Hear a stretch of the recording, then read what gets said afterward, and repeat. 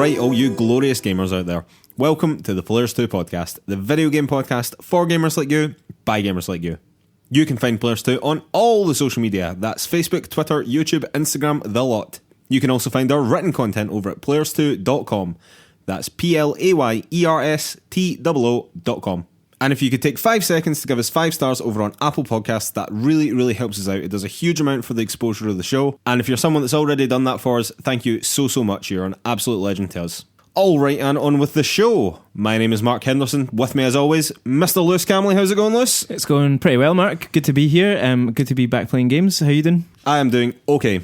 What have you been playing this week? just okay. Just okay. I've had a super busy and fairly stressful last week. I was doing a freelance gig on top of my normal job, so things have been busy, but it's done. It's all over. And I can finally kind of play some more games. So I have been cranking through the kind of latter stages of Link's Awakening, which I think I'm on the final dungeon and basically then just have to do whatever the final boss is. So I just won't say much about that. I'll give you my final thoughts on The Legend of Zelda next week. My flatmate and I also beat the Untitled Goose Game, which I think I mentioned that we'd started last week. It's super short. If you are interested in playing it, you'll crash through it in a couple of hours. It does do a nice thing where when you've kind of beat the story, it gives you a whole list of new tasks to do, so there's kind of a little bit of extra gameplay in it. Given some of the conversations we had last week about length of games and value for money, as good as it is and as fun as it is, I wouldn't bother if you're not really interested in seeing it. I mean, a couple of hours for what? 17 quid or something? Something like that. I mean, that's quite a lot of money for those couple of hours. I'm going to pay that amount of money to play the Untitled Goose Game because I completely want to play it and think that it's completely worth that amount of money. But I don't think that if you're someone that £17 could go towards your other big game for the month. I think that there is a definite value for money conversation to be had there. Absolutely. I think in that case it's absolutely valid because it is very short and it's, you know, like a lot of people have said about it, it is a game that you kind of get the gag fairly instantly, and so if you don't need to kind of explore it any more than that, that is probably a bit of a waste of money. And what I have also started playing now, also with my flatmate, for roughly the same amount of money, and I suspect it's going to be a longer and better experience, is Outer Wilds. Not the Outer Worlds. Not the Outer Worlds, which I'm also... The Outer Wilds. I'm also about to... This is going to get real confusing. Yeah, doing these simultaneously. So Outer Wilds just came to PS4. If you don't know it, it came out on Steam earlier this year and was like really critically well received. A lot of people calling it like one of the best games of the year. And it's kind of like an open world space exploration game where every 22 minutes, I think it is, the sun in this small kind of solar system that you live in explodes and you're sort of resurrected, I suppose, on the home planet again with knowledge of what you've done before, but no one else seems to know that this is going on. I've only played a couple of hours so far. It is very strange. It's extremely difficult to control at times. You might have heard, if you know anything about this game, that the ship control when you're taking off into space is difficult. The game made me nauseous at one point while I was playing it last night, like so much so that I had to pass the controller off. So those are the kind of bizarre. Those are the bad things straight off the bat. The thing is, because what happens quite often is that you're just spinning around in space and you can't see anything. So it can be really disorientating. You can sort of not know where you are, what you're looking at, if you're against a wall, if you're completely lost in the dark. Having said that, from the small bit of gameplay that we've done so far, the game tells you nothing. It sets up none of this. You just go around, even on the home planet, kind of discovering things and speaking to people. And quite quickly, we found out we were supposed to be translating some text, but don't know how vital that is to the whole thing.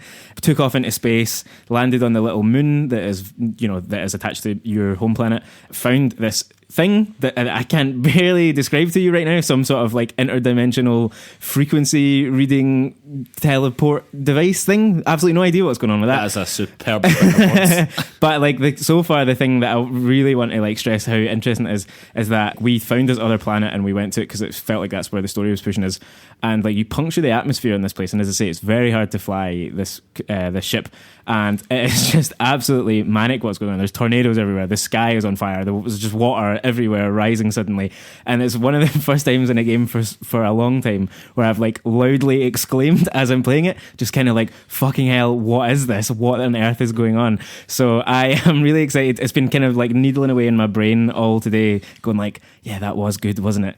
What am I going to find next? So super excited to play some more of that. What have you been playing?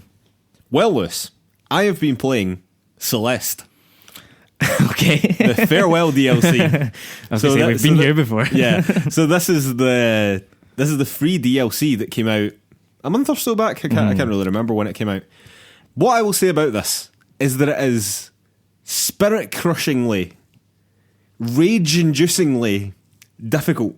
It is one of the most difficult things that I've ever done in a video game, if not the most difficult thing that I've ever done in a video game, and I am about a third of the way through.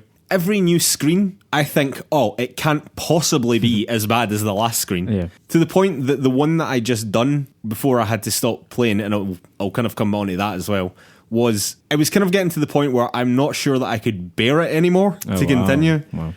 Celeste was a difficult game, but the difficulty wasn't why Celeste was a good game. I think that this has kind of gone almost too far. I'm going to finish it, but I think that this has almost gone a wee bit too much. It's too far. However, what I will say is that the level design is just remarkably good. It's incredible. If this is something that's like of interest to you, like if you like incredibly difficult, very, very challenging games, it is 100% for you. If you've bought Celeste thinking that this was part of the main game, I would say that there is no need to think of it that way, just purely because of how difficult it is. It is extremely difficult, and I've kind of read up on what the story is and whatever, kind of semi-spoiling it for myself. It seems to be telling like quite a nice story, to be, well, sad but nice. But I wouldn't want anyone to go into this thinking that most people that have played Celeste have beat this incredibly, incredibly difficult chapter in the game, because they haven't. The chances are that most people played up to chapter 8 and then stopped and have never come back to it since this DLC came out. So, as I said, I got about a third of the way through. And the reason that I know I got about a third of the way through it is because I got to a wall that I couldn't get past. And this isn't like I was incapable of getting past it because I lacked the skill. This was as in the game stopped me because I had to get 15 crystal hearts. Oh, okay, right. And from the previous chapters to continue forth. I had 4. Jesus Christ. So I was unaware of this going in. Yeah. And when I got to this wall, after doing, again, some of the most difficult platforming, if not the most difficult platforming I've ever done in a video game, got to this wall and then they were like, oh, you need to go back to all the old chapters and get all these crystal hearts. And I was like, are you fucking kidding me? So, and presumably you can't fast travel back to that point if you go out. Oh, no, and get them. you can. There's like a wee checkpoint. Right, okay, before. cool. So, because God almighty, that would be not fair if at all. I had to do all the stuff that I'd already done, again, I would just not go back Yeah. there. That would be the end. However, what going back and making me replay the other levels has done is made me remember how much I fucking love Celeste. It is so incredibly good. It's just the greatest. For me, it's the greatest 2D platformer possibly that's ever been. And yeah, I'm really enjoying going back and playing the old stuff. And it's also emphasized to me just how difficult the new stuff is, because I've had to replay chapter 7. It will be, which is a challenging chapter, or would have been. But I felt as if I was going through it no problem at all. This is nothing compared to what I've just been through. Yeah, it's just such an incredible game. So what I would say is that buy Celeste. If you think, oh, that looks like something I might be interested in, or if you're in any way on the fence about it, just go and buy it. It's absolutely superb in every way. It's one of my favourite games ever at this point. And I wouldn't feel obligated necessarily to do chapter 9 if that's just too much for you, because they've made it difficult intentionally. I understand why that they've done that. That's not the way I would have went with it personally if I were creating DLC for the game. However, I understand that they want those diehard fans to come back again that are probably the types of people that are like speedrunning it and things like that. I think they put like a speedrunning clock in it now as well. Wow. So it's that kind of fan that they're catering to, and I completely understand that. I do, and I don't hold that against them at all. It's just that's not why the game is great for me. Can you still use any of those accessibility features they had in the base game? Oh, I don't know. Yeah. Actually, that's a good point. Yeah, so in the base game, they had the ability to kind of, not easy mode, but it was like an assist mode. Was it just called assist mode? I think it was something like that, yeah. And it sort of discouraged you from using it, like it sort of said within the game text. That's right, yeah. This isn't really how we want you to play it, but, you know, the main thing is for you to get through the game, so... Yeah, and if you need it, it's their kind of thing. Like, I don't know, actually, if that's in the new chapter. I've not checked. I never put it on... I never put it on in the original run of chapters, and I'm not going to put it on in this one. No, just interested to see if they were really blocking people out that way. No, you know? I wouldn't have thought so. No. They're not the kind of people that would do that. Let's be honest. They seem like nice guys, yeah. They're nice guys. Anyway, what else I've been playing on top of that is I've went back to What the Golf. Oh, nice. Good stuff, which is so good, and is the total opposite of Celeste. It is just mindless fun, and it's not difficult at all. Nope. And as you were kind of alluding to, that I believe when we spoke about this on a previous podcast, some of the games that they play off is like amazing. It's so cool. I won't spoil anything for anyone, but it's great, and I would really recommend that anyone go and play it. And I have renewed my Apple Arcade subscription. I was a wee bit on the fence about it, but I went back to What the Golf, and I was like, nah, I'd totally pay this $5 to play this game alone. And I want to play it to completion. I still want to get to Sayonara Wild Hearts as well at some point. So I was just like, yeah, let's just let this roll. Good stuff. Let this roll. I kind of wondered if you would come around to that. That was exactly my thought process. Was just like, this is good stuff. So good, nice one. They've added 5 new games just the other day again. Oh, so, have they? Yeah, they're not doing very well at like making all of that very public, but you can kind of dig around and find it when things get added. So cool, man. We'll definitely check that out. But for now, onto the news. All right, and news item number 1: The Last of Us Part 2, Lewis, has been delayed. Boo. Boo. Jason Schreier actually broke this story, but it was very quickly confirmed by Naughty Dog. Only last month, in fact, did Naughty Dog announce that the release date for The Last of Us was going to be February the 21st. However, it has now been confirmed that that date has been pushed to May the 29th. Jason Schreier was also speculating that that was then moving into what would have been Ghost of Tsushima's release window. So the speculation now is that that will most definitely be a cross-generation title, and it will definitely be out closer to Christmas. We've not heard a lot from that title in quite a long period of time. But thoughts on this delay? It's a shame that they've had to do it so soon after announcing, but if it's all genuine and that there's not any real major problems and they just want to put some polish on the game, which is kind of what Neil Druckmann said, then fine. He made oblique reference to the fact that trying to rush it out on the date that they had said originally that it was going to come out would mean like crunch for the team, basically. So like we've said before, I'm very happy to wait for my games if it means that people aren't suffering for them. What's your take?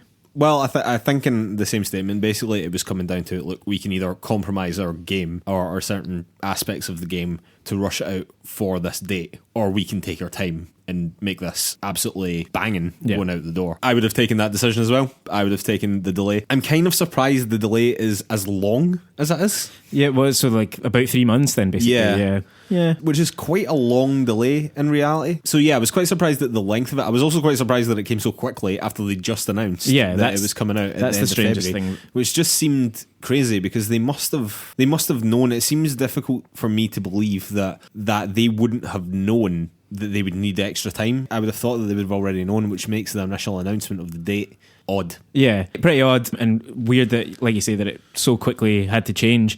I wonder if there's other reasons that it wasn't just put like a couple of weeks or a month later or whatever, around what's being released in March and April, or just what they think of as being a good window for the game's launch. I wouldn't have thought that, to be honest. Yeah. I think that it's probably related to some form of, like you said, polish, or something's went wrong and they need time to fix it, basically.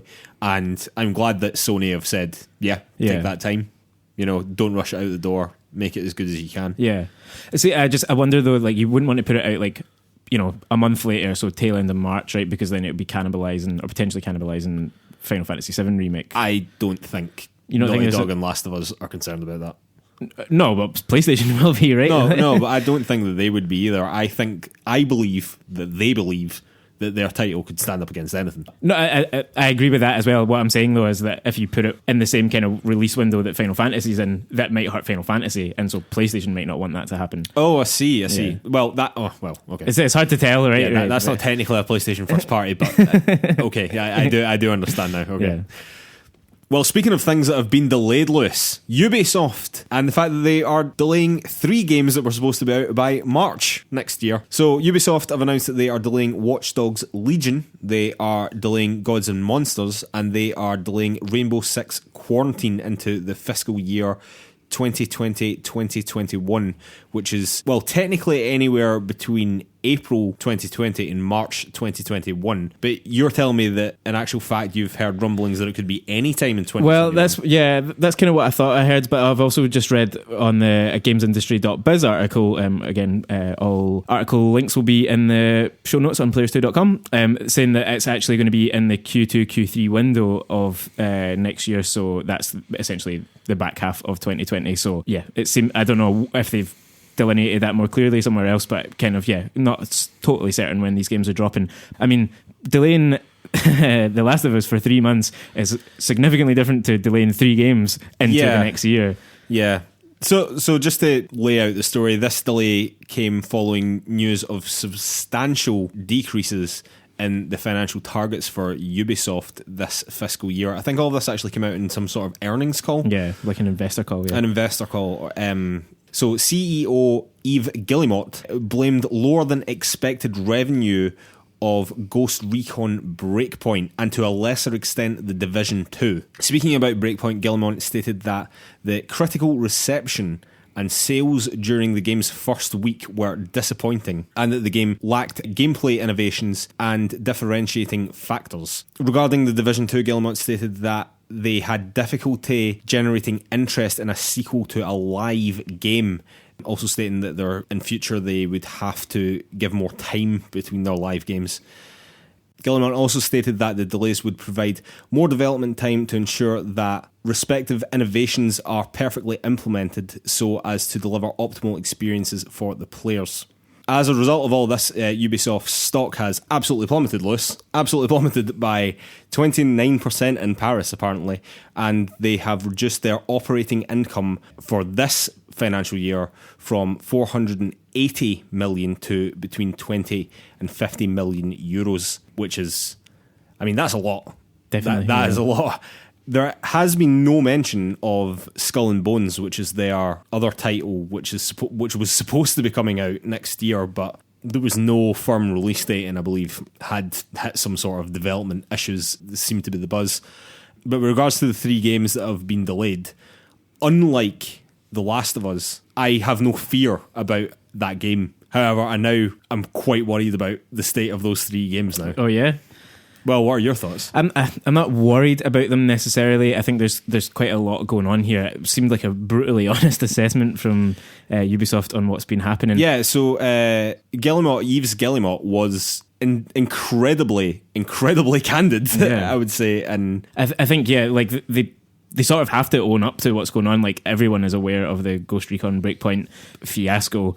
It's not been well received. It isn't selling well. The Division kind of surprises me slightly more, but I think that probably sold very well. I think that their attachment rate now is probably what's causing them issues. I totally agree with that, because it does feel, just in the general buzz, like there was quite a lot of noise when that game came out and sort of died on its arse recently. Like, no one's talking about it. They weren't either announcing or releasing sort of new content fairly recently, and it doesn't seem to have like relit everything. So yeah, like, it's not been a perfect year for them. I think that the statement there about that those games haven't been, or certainly Ghost Recon Breakpoint haven't been kind of big enough innovations on what they've done before, is a classic Ubisoft problem. That's what we saw with Assassin's Creed on the last generation of consoles, and they had to completely reboot what they were doing with that franchise. For the 3 games that are delayed, I don't believe Gods and Monsters was ever coming in February 2020. I mean, we've seen nothing of it, and it just... To be honest with you, that to me seemed like a smaller title. Yeah, and definitely. I actually did believe that one. Yeah. The one I didn't believe was Watch Dogs Legion, because the scope of that game, what they're telling us that game is going to be, is colossal. I didn't believe for a second that game was coming out when they said it was. However, I wasn't expecting it to be delayed from then until Christmas. Well, if it is, I mean, it does seem the most likely to be pushed into the latter half, like the real back half of 2020, sort of the October period. But I'm still not worried about it. It feels like that's the time it probably needs just to be finished and to really cement those systems. Like, you know, the quote that you read there, it's all about delivering these innovations perfectly. So to take that time when that does look like a very, very ambitious game, as we've said before, you know, I'm okay with that. I don't think that necessarily is a red flag. Rainbow Six Quarantine, like, who knows? It seems to me like that's more just like get everything out of the way that's coming up. Yeah. But so I wouldn't say that I'm concerned about them. Definitely more concerned than I am about The Last of Us. But I think it's probably for the best for Watch Dogs Legion overall. Well, hopefully. I think that what this really tells us is that Ubisoft are going to have to nail it coming out with these games. They're going to have to nail it first time. Yep. And really, in years now, where Assassin's Creed isn't coming out, they don't have a whole lot to fall back on, or they don't have as much to fall back on as they clearly thought they did, because their investors were obviously expecting more than what they got. Totally. I just think they have to be more realistic about that. Fair enough, you've got your big, huge flagship title, and it is an absolute monster with Assassin's Creed. But I feel that this kind of Tom Clancy stuff is kind of, as they are saying, is not innovating. It's the same problem that a lot of FPSs are having, in that they all just feel very stagnant. Mm-hmm.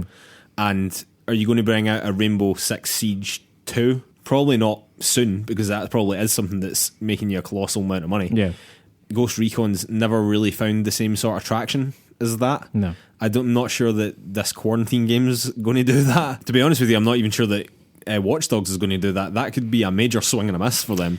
But I don't think that they can afford it now. Yeah, I mean, the review day for Watch Dogs is going to be an absolutely colossal one for Ubisoft, particularly because right now we don't know for certain if there is an Assassin's Creed game next year. Well, I mean, seems like there should be. There will be. But that's another thing that I was thinking about with this, is that if they're going to launch their Assassin's Creed in October, or in line with the new consoles, which is what they will be wanting to do. Where does Watch Dogs fit in now? Because are they going to have it out in the summer? That would be my thoughts. Because all these games were aiming to be early in the year, I would have thought that they would all still be out before Assassin's Creed. But I don't know. I feel worried about this. I feel worried about this in a way that I don't about The Last of Us. Okay, fair enough. News item number 3. Speaking of FPSs, Call of Duty Modern Warfare, the biggest of them all, has launched mostly successfully. The game is currently sitting with an 85 on Metacritic. Don't be a slave to that Metacritic. The multiplayer seems to be the best that it's been for quite a while. The story, they were going for something that wasn't quite so black and white. They were going to try and have it in the more, quote, grey area and tell a more nuanced story than perhaps they had told in the past. However, Call of Duty, and it is not without controversy. Well, okay, how do we start this? So, there's this thing called the Highway of Death, Lewis, which is a really bad thing that I don't want to make light of at all. The real Highway of Death is a highway in Kuwait, going from the Kuwait capital city into Iraq, that was used in the first Gulf War by retreating Iraqi troops. They were retreating on orders from the UN. However, when they were retreating, it wasn't just the troops that were retreating. There were also QAA hostages, QAA prisoners of war. There were refugees of women and children. And a coalition, a US-led coalition, but also including countries Canada, France, and our very own United Kingdom, Lewis, took to basically indiscriminately attack vehicles on this road heading back into Iraq. This meant that between 1,400 and 2,000 vehicles were destroyed or abandoned on this road. The number of casualties was initially estimated very, very low by the United States, but in reality is probably between 800 and 1,000 people were killed in what looks like over a 2-night period. This was a war crime, basically, by that coalition. There is no two ways about that. It's one of the most horrifying war crimes in recent history by the West. So you might be asking, well, what is all that horribleness got to do with the video game? Well, I'll tell you. In the new Call of Duty, there is also a Highway of Death, which sees a fictional nation called Urzikstan, the people of Urzikstan, fleeing and being murdered as they flee in a similar manner to the real Highway of Death, which was a real thing that really happened. But they were not being cut down by a US coalition. They were instead being cut down by Russians, which, with all the will in the world, is a bit in poor taste, I would say. The vilification of Russians in American, well, particularly American, but really Western media in general, hasn't been good, to be honest, but I thought that is something that perhaps we'd moved away from in recent years. But as this was a remake of an old game, I can understand why the Russians are the, quote, baddies, but this in particular, because of the real-world implications of what the Highway of Death really was, isn't good. And I think that people are quite rightly annoyed about this, so much so that... What did you say the user score was on Metacritic? It's currently on 3.4 on Metacritic. And because it's basically been tanked by people from Eastern Europe. Yeah. saying that this is pro-American propaganda, and to be honest with you, I completely understand why. Yeah, it feels like a very strange misstep for Infinity Ward, given all of their beats, all the messaging that came out before this game about what they were trying to do and what sort of story they were trying to tell. And even it seems like that is reflected in moments in the campaign. However, they cannot kind of hide from the fact that they're still dressing up the West, and particularly the Americans, as effectively the good guys, and the Eastern Europeans, or the Russians in this case, as not the good guys, even in a game that is ostensibly trying to draw, like you said, a more grey area around what conflict is. Yeah, but the real Highway of Death wasn't a fucking grey area. No, exactly, yeah. That was a real war crime. Yeah. Really perpetrated by the West. Yeah. Led by the United States. And I do not believe for a fucking second, because Activision and Infinity Ward aren't fucking stupid. They knew about this real event. Of course they did, yeah. And they knew, presumably, that the United States and others were responsible for that. Mm-hmm. So they, at some point, have sat down round the table and have decided that this American war crime, we're going to retell this American war crime, but the Americans aren't going to have done it, the Russians are going to have done it. Yeah, exactly. So that conversation has happened in a room. That is outrageous. Yeah, and they can kind of get away with that by saying that we've retconned everything into a fictional environment, so none of this stuff really ever happened. But like you say, I mean, they've literally used the phrase "the Highway of Death," right? So it's a direct reference to it. Again, like if the game wants to say something about there being no goodies and no baddies in modern warfare, which from everything that I've read about it and seen about it, seems to be what they've been telling us is what they're trying to do with this game. So even the good guys are capable of doing bad things, but or you need to make decisions which could have lasting impact on civilians and that kind of thing, to then within that say, oh, this war crime that looks very similar to a real life war crime but isn't, was done by the other side. It's just very strange. Like, you can't really draw a grey area in that. Is that they didn't have to do this. They could have done anything. They could have done anything at all, but they decided to do this. Yep. And I think that is an incredibly stupid decision, quite frankly. Do you think it's cynical?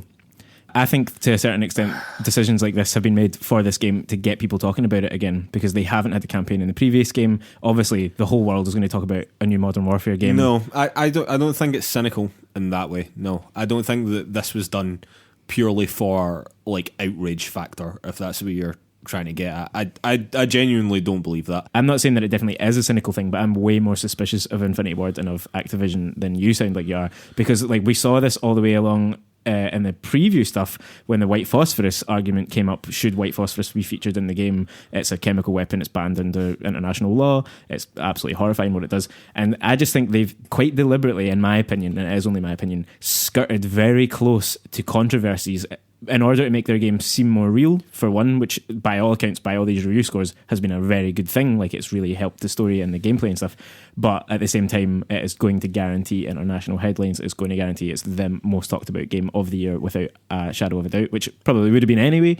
But it does seem to me like that's what they're doing. Fair enough. I mean, if that's your opinion, Lewis, I'm not going to tell you it's wrong, but I find a lot of this conspiratorial stuff a bit much a lot of the time. Yeah. And no, I don't really believe that, to be honest. But like you said, no matter what they did, and in trying to create a game in this quote grey area, they were always going to be skirting closest to the edges of something. Whether it was the white phosphorus thing, whether it was like the child killers thing, whether it was this, there would have been something. It would have been found. Whether or not it was this. And again, I'm not saying that being outraged that this has just been everyone being whipped up into a frenzy by the media. That's not at all what I'm saying. This is genuinely bullshit. And the Highway of Death, the real Highway of Death, was an atrocious thing that really happened. And I think that playing on that was a genuine misstep and not a good thing. Alright, and moving on to news item number 4. Bethesda, Lewis. Oh, Bethesda is now selling a Fallout 76 annual subscription for the low price of $100 a year, or $13 a month. The program is called Fallout First, and the announcement of this, again, $100 a year subscription comes only a week after the Wastelanders DLC for Fallout 76, which would have added NPCs into the world and a lot of stuff that a lot of fans were asking for from day one. And you need to remember, this game is probably knocking on the door of a year old now. That DLC has now been delayed until 2020. Regardless, for your $100, Lewis, you will get access to private servers, unlimited storage, and a portable fast travel system.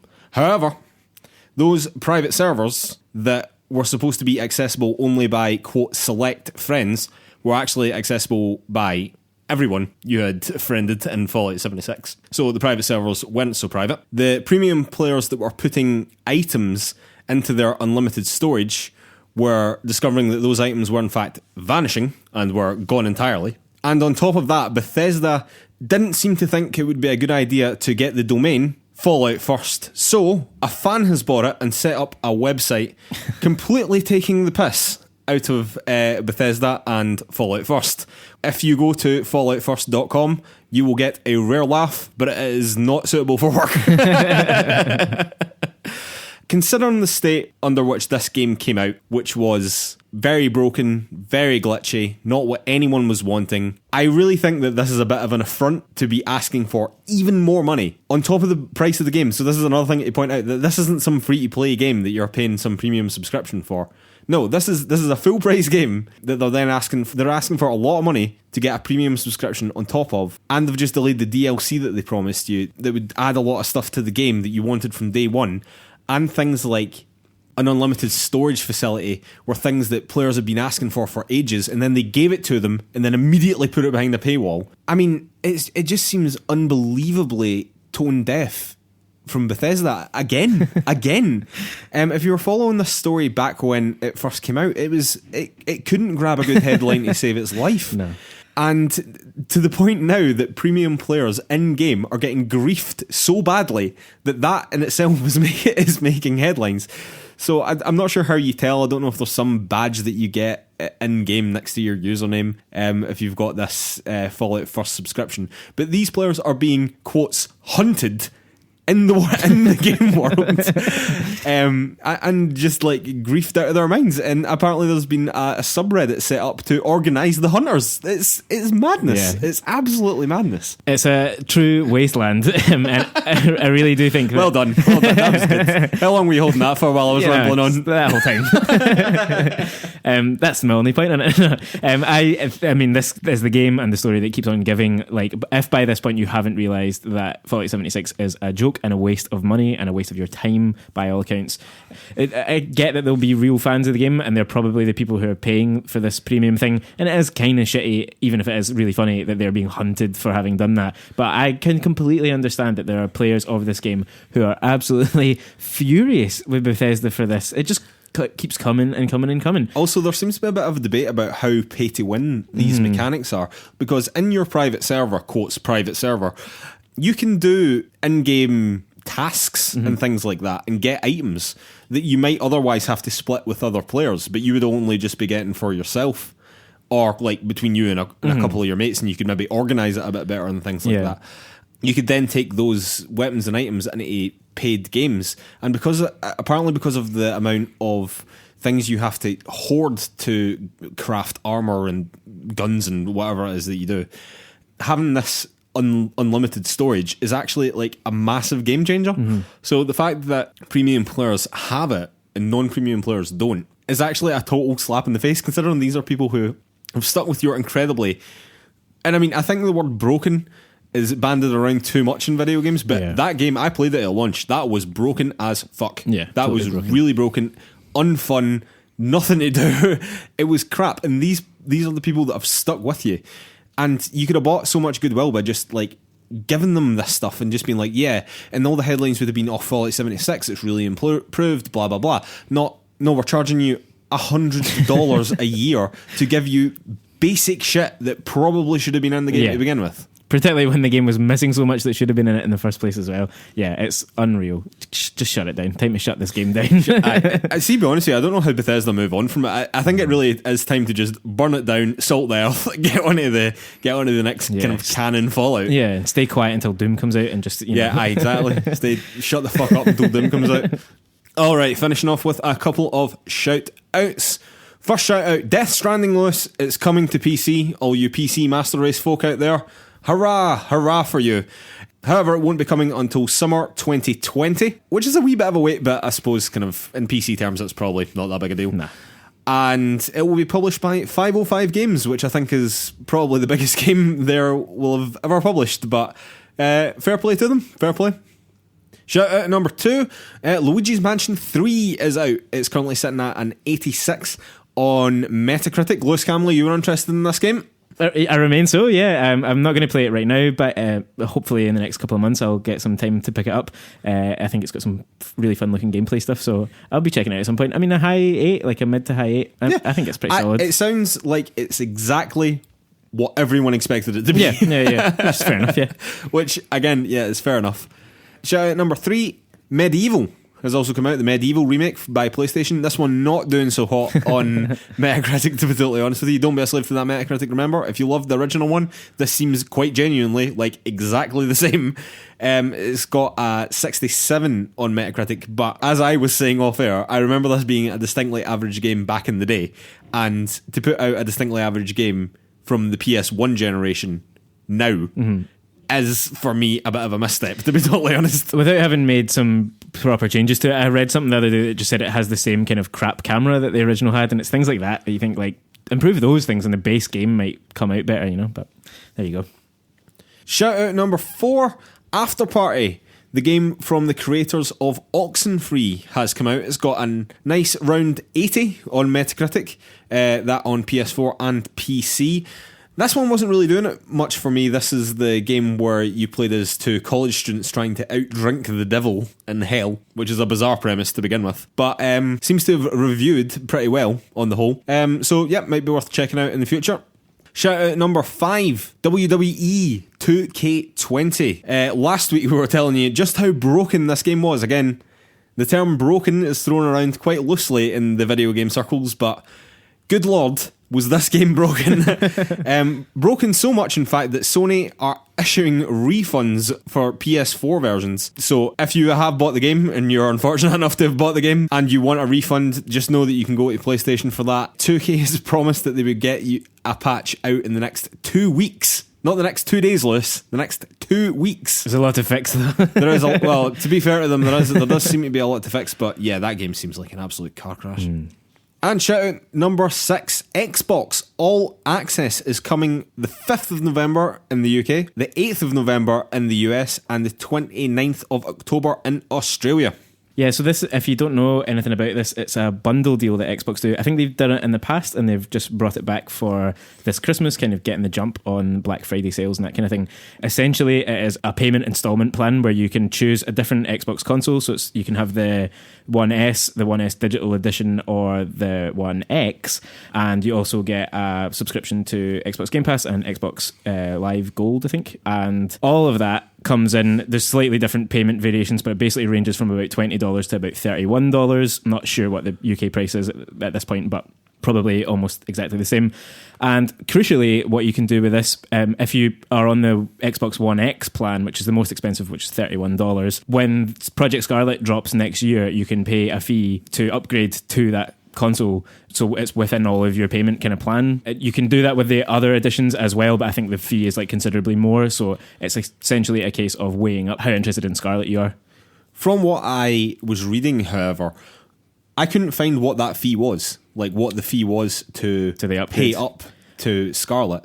So I think it's a bit disingenuous to sell that program without telling you what that fee will be. Yeah, I agree. I think that, yeah, if there's going to be particularly a significant fee if you're going from like the lower edition, so to speak, the S, that's a problem, and they should be announcing that, although I guess they just don't want to announce right now what the console is going to cost. No, they almost definitely don't. But in general, I think the payment plans for consoles is a good thing. I understand that for a lot of people, dropping £400 or £500 on a console just off the cuff isn't doable for a lot of people, quite frankly. So if you could pay it up over a number of months, interest free, why wouldn't you? Yeah, you know what I mean? Presumably there's credit checks and stuff, but yeah. Yeah, like I'm sure there would be. But it's just good that they give that avenue to people. Absolutely. You know? And the savings, just to say, like, it seems to be as much as like $150 in savings you can make by doing it this way rather than just buying those things separately. So there's money to be made there. Oh, really? You know? Wow. Yeah. Like, well, that's really impressive. Yeah. I mean, fair play to Xbox. I mean, I think you should be telling us how much it's going to cost to upgrade to Scarlet, but fair play to you. It's good that the plan is there. All right, Lewis, time for a beer, and we'll be back with Topic of the Week. And we are back with Topic of the Week. Topic of the week this week, due to the fact that when this podcast comes out, it will in fact be Halloween, is scary games, Lewis. Scary games. Lewis, what have you got? Well, yeah, we don't play a lot of scary games. I think that we should probably say that. Yeah, this was a really terrible topic for me because I actually play basically zero scary games. I don't watch scary movies. I don't like being scared. It's a terrible shite bag, as you've probably picked up. I do like scary games. I just don't play them very often. I quite like reading about scary games and kind of following what's going on in that sort of space. So yeah, what I think makes a good scary game or like a good horror game, or I'm not entirely certain where we're landing here, if it needs to be scary or horror or whatever. Yeah, just anything Halloween. Yeah, like horror, scary, whatever. Any whatever games floats your boat. you wouldn't play. Any of them, yes. This is going to be a great discussion for me. I have lots of input. I think there's a lot of similarity, obviously, between games like this and films like this, and I think there's the core stuff that scary games need, like jump scares, and you're shaking your head in terror. The thought of even jump scares. No, jump scares are just the cheapest form of scare. They're absolutely vital, right? And like hard, like in They cinema are not. terms, like hard cuts to something deeply unexpected. And you get moments like that, great moments like that, even in games that aren't kind of proper horror games. Like, it's a well-worn trope, obviously. One thing that kind of particularly recent horror games are doing very well is like playing with different gameplay mechanics to get it away from just being like, this is scary and horrifying, because like the original like Resident Evil 1 way back in the day, conservation of your stuff, right? Like survival horror stuff. Yeah. It's so Yeah, that's the kind of classic video game horror trope, is the kind of survival horror. It's all about making you feel anxious about what you've got. But like modern games that play with those things and change those up, or like give you less tools. So is it Outlast? I think that you can only use like a camera or a flashlight or something like that, or taking it. Alan Wake was like that. Yeah, that's like that as well. Yeah, like anything where it puts you at a disadvantage, not simply because your gun doesn't have enough bullets, but because the actual way that you interact with the world is quite different. And then from a kind of total flip side of that, a game like Until Dawn, or like more recently from the same studio, Man of Medan, or the Dark Pictures anthology, any game that can kind of just change up how you're experiencing that, so that Until Dawn, if you haven't played it, it was a PS4 exclusive from a few years ago, where you control a whole group of teenagers kind of in this like haunted house, essentially. I mean, the game was really clever in that it played with a lot of interesting horror cinema tropes. So you kind of got like your man stalking you around the house and the what's that out in the bushes type stuff and that kind of thing. But it, like, there was permadeath, and all these characters had branching plot lines, so you could really take the game in any direction you wanted it to take. And for when I was playing it, I got really into the idea of like role playing as these people, and like knowing which one I thought, was the good guy who should survive, and which one was the kind of the pain in the arse who I was quite happy to see die or whatever, right?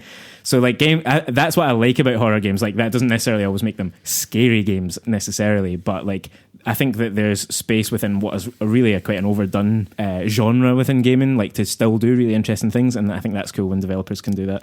I must admit, that is how I feel about a lot of this stuff, particularly when you brought up survival horror. The first thing that came to my mind was there have been so many, and I was never interested in any of them, basically, apart from Resident Evil, because they just relied so heavily on the survival that I just... That wasn't something that was overly interested in me. Like, the scarcity of bullets and health and things like that in Resident Evil was like a mechanism to tell like a much more interesting story. But when you're only leaning on that, it becomes quite boring quite quickly, and it's just like, oh well, I'm going to die if I do basically anything, because I've got no health and I'm stuck in this wee room and I've got 3 bullets, so that will take out probably 2 enemies, because I'll miss one undoubtedly, and then I'll be dead, and then that's that. That to me isn't scary, and to me, like, jump scares, although yeah, they'll make me jump because that's what they're designed to do, make everyone jump, and that's that. That isn't a good scary game to me. To me, a good scary game was things that are like very, very suspenseful, and the first game that comes to my mind when I think about that is Alien Isolation, which I know that you totally loved. Yeah. I mean, that's where I was going to land with this discussion, is that probably is my favourite game. Like, it's one of my favourite games ever of any genre, but certainly in this kind of like horror, this horror space. I think that you're totally right there, that's really what that game does that's interesting. And the other horror games do, absolutely, but it absolutely has jump scares, like, don't get me wrong, but it plays with tension and suspense really interestingly. It's like that first Alien film. The first Alien film is a genuinely, what I would consider a great scary film, and it does have, well, it has at least one or a couple. It has a couple of like jump scares that are like things that are happening very quickly, and you're like, oh, and that does happen. But that's not why it's good. No. That's not why it's scary. The reason why it's scary is the bits in between that. The bits in between that inform those moments. But just like shooting something up in the screen with a big loud sharp noise to make you jump is just cheap. But if there's something around that that's informing that moment, like Alien Isolation does very well, then those moments aren't cheap. And that is to do with the suspense of it all. And, well, you can probably speak to this better than I can, but the way that the Xenomorph follows you around in that game is constantly keeping you on edge. Absolutely, yeah. If you haven't played this, in Alien Isolation, the Xenomorph moves freely around the environment, and you can sort of loosely detect where it is at different points. It'll give hints by the sounds and stuff that it's making, but it can also behave in whatever way it wants. So it can suddenly kind of detect you and come charging out and find you. It can open things. It can, the tools that you have to deal with it, which are essentially distract it or hide from it. You cannot kill it. That puts you at such an extreme disadvantage. But like you were saying there, like the thing that it does so well is, one, when it's off screen and you don't know where it is, and it's just horrifying thinking it could be anywhere, or what the hell was that rattle in the vents above me? Is it that? Is it not? But then in total contrast to that, it's the moments when it is there, and not just in a kind of jump scare way. It's when you are, stealthily trying to get round one side of a pillar while it is on the other side of the pillar, and, it just can't see you yet. But I can remember whole sections of that game as clear as day right now as I'm saying it. I played it 4 years ago or whatever. Like, it's so vivid, some of the moments in that game, because they are like heart-stopping, terrifying moments. See that? Okay, so that is bringing me on to the first game that I'm going to mention, right? So what we were talking about before was like suspended terror from like an unknown threat. But what you were talking about there was like very present terror. It was like, oh no, I'm scared of this thing here happening now, and it's a very tense situation, but in a different way. So one of the most terrifying experiences that I have ever had in a video game was Resident Evil 7. Oh yeah, in VR. Oh, I didn't know you'd played that. Yeah, it was my literally only VR experience. Good place to start for a horror phobe. I know, right? No, but it was truly fantastic though. It was the best version of horror. I only played a very, very small section of the game, in all honesty, but it was all like that. It was all big zombies or monsters that were in front of you. You could often see them, or at least anticipate where they were going to be. It wasn't as if they were going to pop around a corner and jump scare you. It was a very, very tense, because as well you have the VR headset on. It just narrows you in so much more as well. And again, it was things like you were trying to navigate a room between these two roaming monsters so that neither would detect you. But when it did, it was like blind panic and like genuine heart-stopping fear. And that's good. And I don't think enough of that happens in scary video games. Again, it's not, or horror video games we'll call them. And it's not something that I'm particularly looking out for, as I said, because I don't like being scared, and I don't think that's weird. But I think that when you are doing something like that, I think that that's the best way to do it. Even in the newest, did I say the newest Resident Evil, the remake of Resident Evil 2, the most scary parts about that were being pursued by Mr. X. And it's not that you didn't know where he was or anything like that. It was just that the anticipation of it, or trying to get around him, or trying to like dodge where he was, or trying to get away from him, or whatever it was, that was the most scary thing. That was the thing that really informed the fear, if you want to put it that way, rather than just like cheap jump scares, which I do feel like a lot of stuff does. I mean, yeah, most things do. Like, that's why I mentioned it at the beginning. It's an absolute core tenet of any horror kind of media. There's got to be, like, it's the, like you said, it's a shortcut to getting the reaction you want. And some of, like, in Resident Evil 2, as you mentioned, Resident Evil 2 Remake, some of the absolutely most terrifying bits of it are like when you open a door and he is on the other side and you didn't realise he was there. But similarly, which is a jump scare, but again is like informed by like the light door. You're not just scared because like you said, like something loud and dramatic has happened very quickly on screen. You're getting that, plus the whole time your heart's been in your gut because you just know that this is a bad place and something terrible is waiting around every corner. But then also what he then does is starts following you, and you run up and you end up amongst those horrible like screaming kind of lizard things. Lickers, yeah, I couldn't remember what we were calling them. And you're surrounded by lickers and he's coming up behind you, and that's one of those like blind panic moments where you're just like, how the fuck did I get out of this terrifying situation that I don't really have anything that I can do about this? I just have to bolt, I suppose that's why horror works so well in video games, is that it can uniquely put you in a situation like that where you yourself have to adapt to that situation and do things. So I suppose that's why scary games quotes work quite well. Totally. Are there any other good scary games you would like to recommend to people, Lewis? Well, one game, again, I don't know if it quite fits, but like that we both loved and we've never spoken about on this show, I don't think, is Doki Doki Literature Club. Lewis, I've written that down. Have you got that on your list? Yep, I've written that down. Because that is the best, quotes, scary game that I've ever played. Because one of the things that you were just saying there that I was thinking about a lot during this conversation was that games can do certain parts of the kind of horror trope really well, like jump scares and like that kind of built tension and putting you in the environment, but they don't do like eeriness all that well. A lot of the time it can often feel kind of just like a bit forced, and you're just like, oh, okay, I'm supposed to find this a bit creepy or whatever. But I know, but Doki Doki Literature Club, it is like makes your blood cold at points. There is a specific point in it, and I would highly recommend that anyone go and play Doki Doki Literature Club. You will Google it and it will look like the most waifu anime bullshit you've ever seen, but it's actually a fantastically good game, and it's free so far as I remember. So it probably was. So I would highly recommend that you play it, but it does play with like very big topics like self-harm and suicide. Yeah, a lot of trigger warnings. In like quite serious, quite real ways. So if that is a thing for you, then this probably isn't the game for you. But there was a specific moment that I know that you're probably talking about that I won't spoil for anyone who wants to play it. But my heart was beating through my chest, and it was so unbelievably horrifying that, like you said, it was like my blood was running cold. It was like the bottom fell out my stomach. I had quite a physical reaction to it, and that was a good scary game. Absolutely. Do you know what I mean? And like what's important there as well is your complicity in everything that's happening in video gaming generally, but in that game as well. Like it is your interactions with these characters that lead you to certain things happening, as you just said, like the pit of your stomach opening up. That's because you know that this thing has happened in part because of you, even if you're not consciously thinking it at that point. That's what gaming can do that horror cinema or horror books or whatever else can't really do.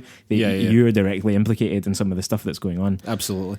The only other one that I was going to mention, which again I'm not sure would qualify for a lot of people, but again was like a horrifying experience, not necessarily a quote scary experience, but a horrifying experience in a lot of ways, was Hellblade. Oh yeah, God, yeah, of course. Which was more, I suppose, would be more down the psychological thriller sort of route than like a classic horror. But horrifying nonetheless in a lot of ways. Yeah, definitely. Again, I had quite a physical reaction to some of the things that happened in that game, which again I won't spoil for anyone. And again, that's one of my favorite games. It was certainly one of my kind of favorite AA. Yeah, absolutely. Games that I've ever played, and I would highly recommend anyone go and do it. But again, it's quite scary because through its tension in a lot of ways. And yeah, I just kind of wanted to bring that up. It's probably not scary in the traditional sense of the word, but it's definitely very unsettling. Yeah. It's a bit like your VR point about it's so immersive, like it encourages you to wear headphones so that you... Yeah, so the sound design through... The main character is supposed to be experiencing psychosis, basically. And voice hearing. Yeah, and hearing voices, and the game does tell you to listen to it through headphones, and I would highly recommend that because it definitely adds to the experience. Yeah, like that tension, exactly, yeah. All right, ladies and gentlemen, we'll call it a day there. You can follow us on all the social media. That's Facebook, Twitter, YouTube, Instagram, the lot. You can also find our written content over at PlayersToo.com. That's PLAYERSTOO.com. And if you like anything that you've heard here, please take 5 seconds to give us 5 stars over on Apple Podcasts.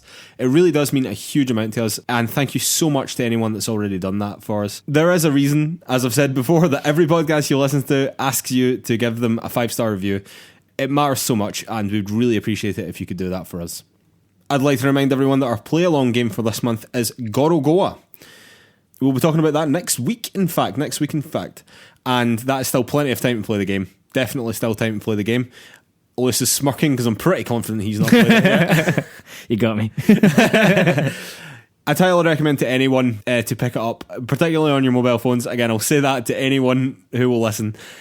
It's definitely a better experience on your phone and definitely worth playing. It's a puzzle game with some real character, and it's probably like nothing you've ever played before. All right, ladies and gentlemen, see you later. Thanks.